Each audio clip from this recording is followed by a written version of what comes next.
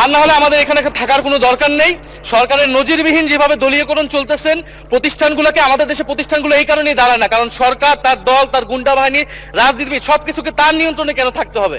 আমরা দেখেছি বাংলাদেশ ব্যাংক দখল হয়ে ব্যাংককে দলীয়করণ করা হয়েছে, স্থানীয় সরকার প্রতিষ্ঠানগুলোকে দলীয়করণ করা হচ্ছে, এমনকি ক্রিকেট বোর্ড, সেখানেও মাননীয় স্পিকার দলীয়করণ, পরিবারকরণ সবকিছু করা হয়ে গেছে। আমাদের মাননীয় মন্ত্রীদের সন্তানরা সেই ক্রিকেট বোর্ডের সদস্য হয়ে গেছে। এখন আপনি জানেন মাননীয় স্পিকার যে অন্তর্বর্তী সরকারের অধ্যাদেশগুলোকে নিয়ে একটা বিশেষ কমিটি করা হয়েছিল, যেই কমিটিতে 98টি অধ্যাদেশ সম্পর্কে আমরা ঐক্যমত পোষণ করেছি যে 98টি অধ্যাদেশ অ্যাজ ইট ইজ এটা সংসদে আসবে বিল আকারে এবং পাস হবে। বাকিগুলোতে কিছুটাতে নোট অফ ডিসেন্ট সংশোধনী আছে, সেটা নিয়ে আলোচনা হবে। মাননীয় স্পিকার, এই জুলাই গণঅভ্যুত্থান স্মৃতি জাদুঘর বিল 2026 সেটা কিন্তু সেই 98টি অধ্যাদেশের একটি, যেটা নিয়ে সবাই ঐক্যমত ছিল, সরকারি দল, বিরোধী দল, যে এই বিলটা যেভাবে অন্তর্বর্তী সরকারের সময় রচিত হয়েছে, গৃহীত হয়েছে, সেভাবে এটা পাস হবে। এখন আজকে যখন এটি পাস করার বা বিলটি উত্থাপনের সময় আসলো, দেখেন আধা ঘন্টা আগে একটা সংশোধনী দেওয়া হলো মাননীয় স্পিকার। এখানে সংশোধনী যে কেউ দিতে পারে মাননীয় স্পিকার, যে 98টাতে ঐক্যমত আমরাও করেছি, সেই 98টার প্রত্যেকটাতে আমরা আপত্তি এবং সংশোধনী দিতে পারতাম, কিন্তু এটা আমাদের মধ্যে একটা কনসেনসাস হয়েছিল যে এটা এই বিলগুলো নিয়ে আমরা কোনো প্রশ্ন তুলব না। এই কারণে কিন্তু মাননীয় স্পিকার সেই সব প্রত্যেকটা বিলে কিন্তু আমরা হ্যাঁ বলেছি, আমরা ঐক্যমত দিয়েছি। কিন্তু সরকার দল আজকে এটা আপনার সামনে, এটা কিন্তু রাজনৈতিক সমঝোতা ভঙ্গ করা হলো, কনসেনসাস ভঙ্গ করা হলো। তাহলে এই বিশেষ কমিটি যেটা করা হয়েছিল সেই কমিটির কোনো প্রয়োজন ছিল না। আমরা জানি সরকারি দল চাইলে যে কোনো আইন, যে কোনো বিল তারা উপস্থাপন করতে পারে, সংশোধনী আনতে পারে, পাস করতে পারে, তাদের সেই মেজরিটি রয়েছে। বিরোধী দলের হা নাই আসলে এখানে কোনো মূল্য নেই। কিন্তু আমরা এখানে কেন আছি?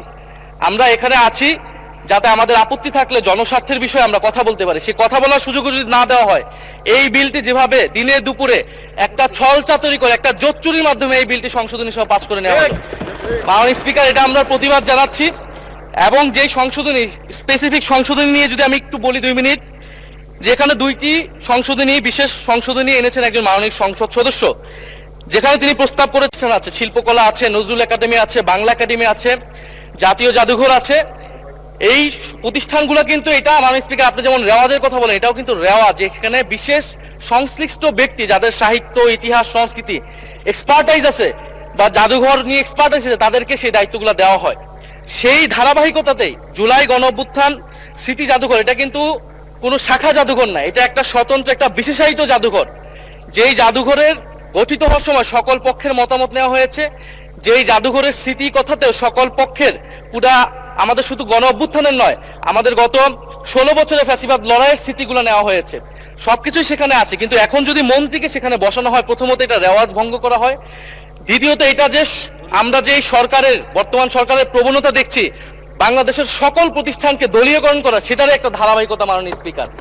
আমরা দেখেছি বাংলাদেশ ব্যাংক দখল হয়ে ব্যাংককে দলীয়করণ করা হয়েছে, স্থানীয় সরকার প্রতিষ্ঠানগুলোকে দলীয়করণ করা হচ্ছে, এমনকি ক্রিকেট বোর্ড, সেখানেও মাননীয় স্পিকার দলীয়করণ, পরিবারকরণ সবকিছু করা হয়ে গেছে। আমাদের মাননীয় মন্ত্রীদের সন্তানরা সেই ক্রিকেট বোর্ডের সদস্য হয়ে গেছে। এখন আমাদের জুলাই গণঅভ্যুত্থান জাদুঘর, সেইখানে মাননীয় মন্ত্রীকে কেন সভাপতি হতে হবে? সেটা তো মন্ত্রণালয়ের অধীনে একটি প্রতিষ্ঠান। আর দ্বিতীয় যে সংশোধনী, যে সরকার চাইলে যে কাউকে বাদ দিয়ে দিতে পারবে।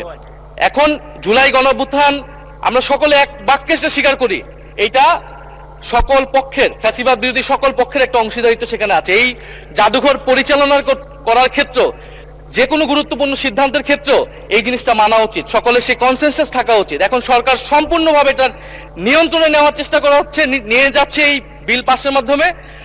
ফলে আমি আপনার কাছে এটার অনুরোধ জানাবো, আহ্বান জানাবো সরকারের প্রতি, যে সংশোধনী বাদ দিয়ে এটা এখনই যেই ভাবেই এটা বিল ছিল, যে ঐক্যমত হয়েছিল বিশেষ কমিটিতে, সেই অনুযায়ী যাতে এই বিলকে আবার পাস করার ব্যবস্থা করা হয় বা সেই অনুযায়ী আইন অনুযায়ী ব্যবস্থা গ্রহণ করা হয় মাননীয় স্পিকার।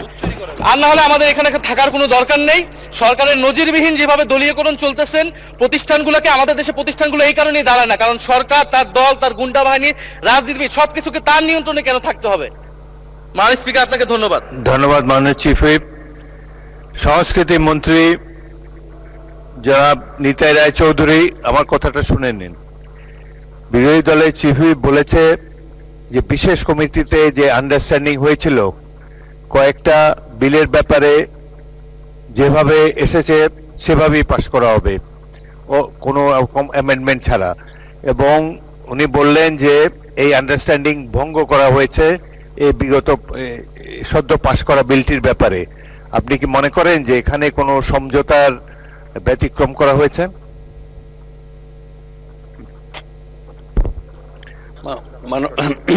মাননীয় স্পিকার, ধন্যবাদ মাননীয় স্পিকার। মাননীয় স্পিকার, এখানে যে সমঝোতা হয়েছে বিশেষ কমিটিতে, আর আমরা আজকে যে সংশোধনীটা আমাদের মানে ওই একজন সদস্য আনিসুর রহমান উনি এনেছেন, মানে এটা ওনারাও যেভাবে আজকে দেখেছেন আমরা এইভাবে আজকে দেখেছি। এটা এমন না যে আমরা পূর্বের থেকে ছিলাম, মানে এটা হাততালি দেওয়ার কিছু নেই। আমি বলে নিই, শোনেন, আমার কথা হলো যে এই বিলে কোনো পরিবর্তন আনা হয়নি, যেভাবে এসছে। সেখানে দু একটা জায়গায় দুটো তিনটে দফায়, মানে এক জায়গায় একটা একটা সিদ্ধান্তের ব্যাপার, আর দুই জায়গায় একটা শব্দের ব্যাপার। সিদ্ধান্তটা হচ্ছে এইভাবে যে মানে সংস্কৃতি বিষয়ক মন্ত্রণালয়ের যে পরিচালনার যে একটা পর্ষদ আছে, কাউন্সিল আছে, সে কাউন্সিলে বলা হয়েছে যে যে কোনো লোককে করা যেতে পারে।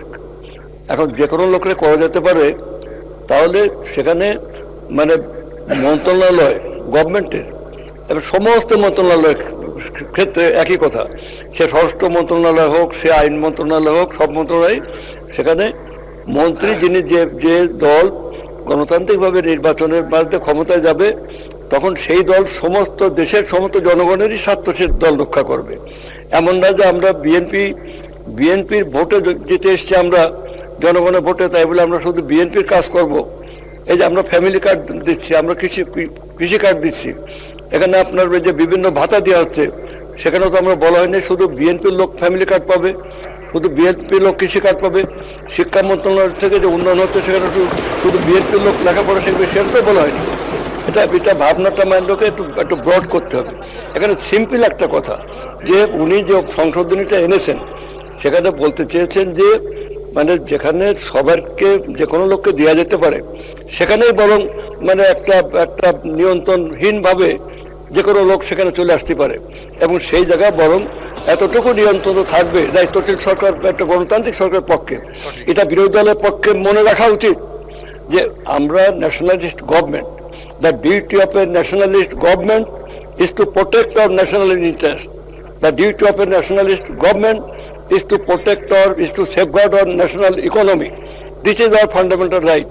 আমরা ডেমোক্রেটিক গভর্নমেন্ট, আমরা জনগণের সমস্ত বৈচিত্র্যকে ঐক্যবদ্ধ করে আমরা দেশের সাথে জনগণের সাথে কাজ করব। আমরা এই হচ্ছে আমাদের নীতিগত অবস্থান, আমাদের সরকারের নীতিগত অবস্থান। এটা বারবার মাননীয় প্রধানমন্ত্রী তিনি এটা ক্লিয়ার করেছেন সবার সামনে। এখন আমাদের বক্তব্য হলো যে এখানে যদি এই নিয়ন্ত্রণটা বাইরের লোক হাতে চলে যায়, এমনও তো হতে পারে আজকে যারা ওই পাশে বসে আছেন, কালকে তারা আবার ক্ষমতার এই পাশে আসতে পারেন, তখন তাদের একই কথাই তো প্রযোজ্য থাকবে। এটা তো কোনো মহাভারত অশুদ্ধ হয়ে যাওয়ার কোনো কারণ নেই। যদি এটা বিএনপি মনে করেন যে আমরা দলীয়করণ করছি, এটা দলীয়করণ করার কোনো ইচ্ছা আমাদের সরকারের নাই, তারেক রহমানের সরকারের নাই। এটা আমরা বারবার ধন্যবাদ মাননীয় মন্ত্রী, ধন্যবাদ।